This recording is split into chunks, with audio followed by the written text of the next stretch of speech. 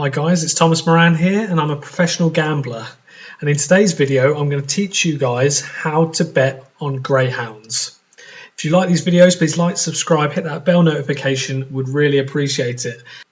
So I got a message the other day from my friend who was going greyhound racing, and she was like, last time you gave us a couple of tips and they did well, can you do that again? We're just going out for a night out, have a few drinks, have a bit of fun with the work lot, and I'd like to at least try and keep my money rather than spend it all. And I said, yeah, of course, I'll look through the cards, which I did, and pick some winners. And I thought it would be nice if I could explain how I look through a race card, what to look for, and how to bet on the greyhounds. So first off, I'll explain how to get to this stage, and you can see a card. So if you go on the Racing Post website, right on the top right hand side there's a little link with greyhounds. Click on that, you get to this stage, and then you can go into each individual meeting. I'm now on Sheffield tonight. It's the 3rd of March. 6:22 is the first race. So it's the 6:22 race, as you can see up here at Sheffield, as it shows at the top. And you've basically got all this information. What's so good about greyhound racing is there's so many variables, but there's not so many runners. So it gives you a chance. You've got a 1 in 6 chance if you're just playing, on the numbers, but yet you've got so many variables that you can pick, and it can look quite intimidating to someone that's not really looked at it before. So like I say, at the top here we've got Sheffield, then we've got the 6:22 race, and then we start getting into the form. So it's race 1 on the card, as you can see here, I'll highlight, and it's an A4. A4 is the class of race of the dog will be running in, and they range from A1s, and there's loads of different classes, and then next to it you've got the distance they'll be running, so 500 meters on the flat, and then you get the post pick, which is the Racing Post, what they think will happen in this race, and they're saying it's going to be 6, 2, 3 in that order. And you've got a nice little bit of information there just on that top part, which most people probably won't even look at. And then we come down to the next bit, which is number 1, which is always trap 1, and it will have Southwind Aero is the name of the dog. So that's that. And normally here, if it was a bit closer to the race time, where it says SP, where the mouse is right now, and Ladbrokes, it would have the price of the dog at that point in time. But because they haven't priced up the market yet, because it's not till tonight, we're not sure. So then we can now start looking at the form of each individual dog. And what I like to look at is not so much where they came in terms of, see this bit here where I'm highlighting is where they finished, and it says 3rd, 5th, 2nd, 1st. I'm not normally too fussed about where they came. It makes an indication, but it doesn't mean I take too much consideration in that. For me, it's the actual times that the races were running. So on the far right, we have the times of the races.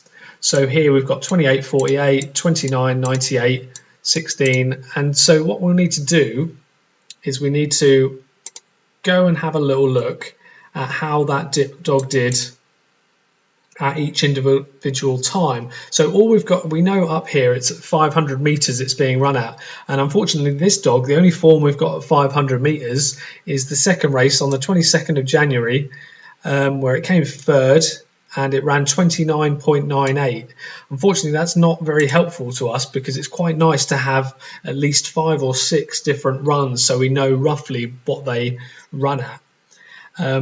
And going back, if we look through the rest of the race, you can see it's the 27th of January. The date is here on the left, the track that it's running at, the distance that it's running at, the trap that it was in on that specific day, the splits that it ran that day, and you've got the bends, where it was on the certain bend it was, where it finished, and how long by.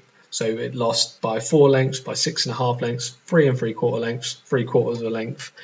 And so that's it. That's basically what you need on each individual dog. So there we've only got one piece of information. It ran just under 30 seconds for 500 meters there. So then we'll have a look at the second dog, Keyfield Grace. And this is brilliant for us because there's lots of form at Sheffield, which is the track we're at tonight.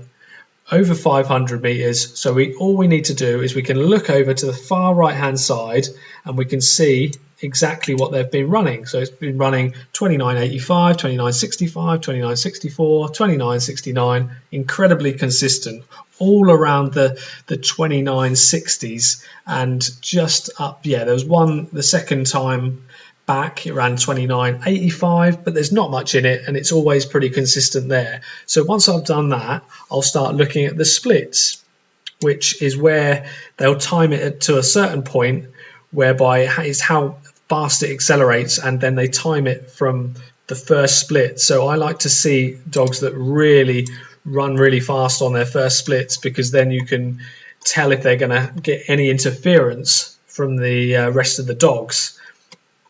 So then, yeah, I'll just constantly look down these races, look at all the times that these dogs have run. And here on the Sharpie's Hero, dog number 3 in trap 3, we've got them running 29.95, 29.51, and all around the sort of 29.80 mark.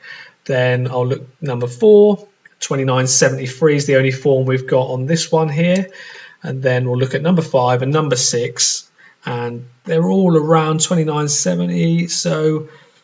So if I'm looking at number 6 as well, the only is run the fastest time twice, and it's been in trap 6. So in this race, I normally like to look at trap 1s and trap 6s, but in this race, as the Racing Post said, I would be picking, as long as it was quite a good price, as long as it was an okay price, I'd be looking at trap 6 and said that would be my winner of the race. Another thing I really like to look at is the traps of the dogs that they're in on that specific day. So as I said earlier, they're in trap order. So Southwind Arrows number 1 in trap 1, Kidfield Grace trap 2, Sharpie's Hero 3, and so on and so forth. And then looking back on the form, this part here, this trap, which is 4 along in the column, you can see what traps it's been running in. So it's not in number 1 tonight, but it was in trap 2 last time, trap 3 the time before, and then the last 3 times before that, it was all in trap 1.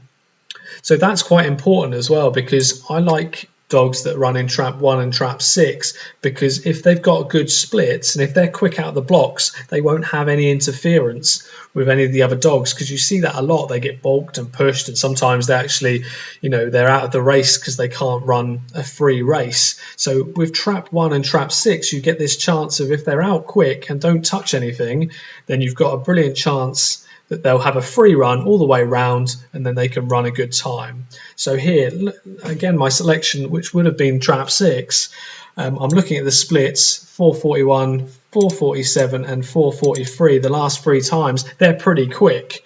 And then you have to look at the dogs around them and to see if they're going to interfere at all. And actually, funnily enough, trap 5 is quicker out of the traps and quicker at the split than trap 6, and that would probably be enough for me to say no bet in this race, because if they're both coming out and they might balk each other, 5 might balk 4, 5 might balk 6, and that might be enough for me to say yep, no bet. Unfortunately here I can't also explain the odds side of things with this race, just because unfortunately they haven't been put up.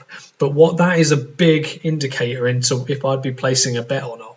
Say with trap 6, like I was talking about earlier, say that horse was even money, I would be tempted not to have a bet, because in a 6-runner event, I think even money on a dog probably isn't enough for me to be tempted unless it's a lot faster than the other dogs. In this situation, I would have a no bet. But if it was 3-1, I would definitely have a bet and say, oh, 3-1, it's only got a 25% chance of winning. I'm definitely going to have a bit of money on that, maybe put my £5 or £10 on and then hope it wins at 3-1. But like I say, price is so important, because there's no point backing a dog at 1-2 on if you think it's going to win, but yet it's not very much value, because even if it wins, we win half of our stake back as profit. Whereas if it's 3-1 or 5-1, say zip down under trap 6 or 6-1, we can put a tenner on to get 70 back. That's brilliant. That's when I like to gamble, when I know the odds are in my favour. Another key point with betting greyhounds is it's so important to see if the dog likes the track.